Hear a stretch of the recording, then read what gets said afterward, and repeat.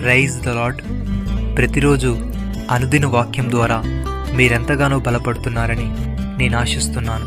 అలాగే మీరు కనుక మన యూట్యూబ్ ఛానల్ని క్రొత్తగా వీక్షిస్తున్నట్లయితే మన యూట్యూబ్ ఛానల్ని సబ్స్క్రైబ్ చేయండి, ఇతరులకు షేర్ చేయండి.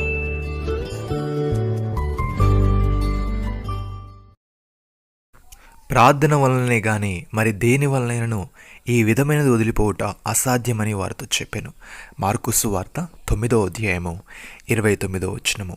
ప్రియమైన సహోదరి సహోదరులారా, భక్తుడి విధంగా అంటున్నాడు, తుదకు ప్రభు యొక్క మహాశక్తిని బట్టి ఆయన యందు బలవంతులయ్యుండుడి.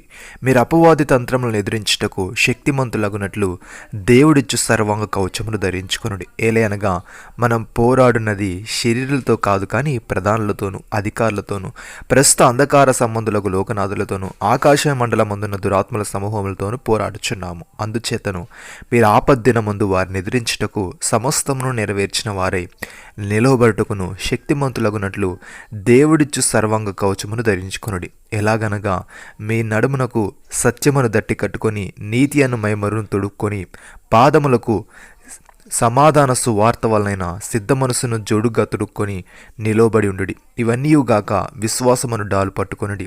దానితో మీరు దుష్టుని అగ్నిబాణమునన్నిటినీ ఆర్పుటకు శక్తిమంతులగుదురు. మరియు రక్షణయను శిరస్త్రాణమును దేవుని వాక్యమును ఆత్మఖడ్గమును ధరించుకొనుడి. ఆత్మవలన ప్రతి సమయమందును ప్రతి విధమైన ప్రార్థనను విజ్ఞాపనము చేయొచ్చు.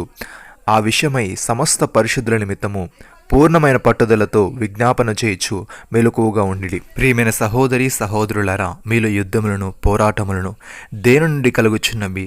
మీ అవయములలో పోరాడు మీ భోగేచ్ఛల నుండే కదా మీరు ఆశించుచున్నారు, కానీ మీకు దొరుకుటలేదు. నరహత్య చేదురు, మత్సరపడుదురు, కానీ సంపాదించుకొనలేరు. పోట్లాడుదురు, యుద్ధము చేదురు, కానీ దేవుని అడుగునందున మీకేమీ దొరకదు.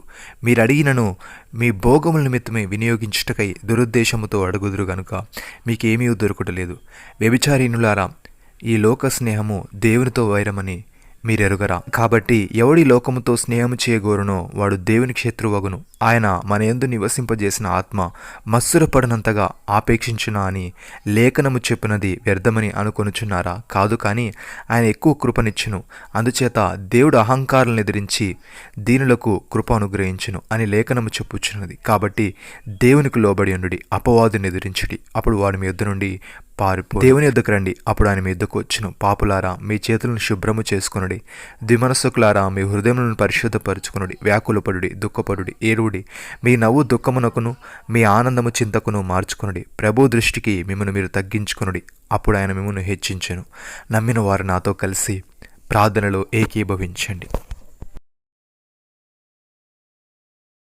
మమ్మల్ని మికిలిగా ప్రేమిస్తున్న మా ప్రియ పరలోకపు తండ్రి, మీరు మాకు ఇచ్చిన వాగ్దానమును బట్టి మీకు స్తోత్రములు. దేవా, మేము యొక్క మహాశక్తిని బట్టి మీ యందు బయలువంతులమై ఉంటూ అపవాది తంత్రములను ఎదిరించుటకు శక్తిమంతులగునట్లు నీవిచ్చే సర్వాంగ కవచమును ధరించుకునే వారముగా మేము ఉండుటకు సహాయము దయచేయమని ఆత్మ వలన ప్రతి సమయమందును ప్రతి విధమైన ప్రార్థనను విజ్ఞాపనము చేయొచ్చు.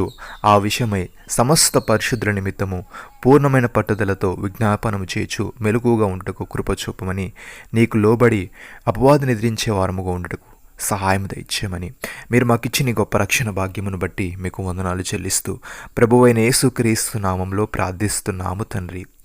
ఆమేన్.